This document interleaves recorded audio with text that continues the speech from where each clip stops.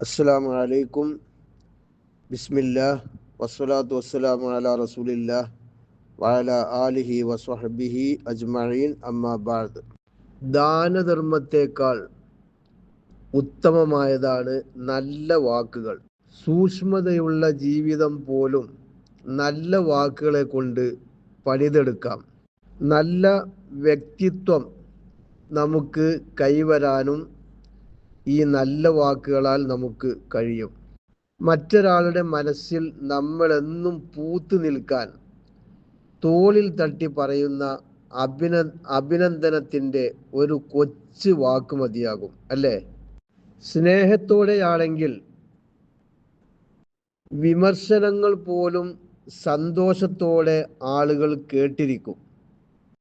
ഉപയോഗിക്കാൻ അറിയുന്നവൻ്റെ കൈകളിൽ വാക്കുകൾ ഏതുപോലെയാണ്?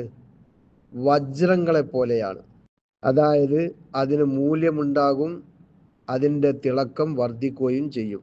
അതേസമയം അറിവില്ലാത്തവൻ്റെ കൈകളിൽ ഹൃദയം കുത്തി മുറിപ്പെടുത്താൻ കഴിയുന്ന ചില്ല് കഷ്ണം മാത്രമാകും അത്. പ്രവാചകൻ നമ്മെ പഠിപ്പിച്ചു, മൻ കാന യുഅ്മിനു ബില്ലാഹി വൽ യൗമിൽ ആഖിർ ഫൽയഖുൽ ഖൈറൻ ഔ ലിയസ്മുത്.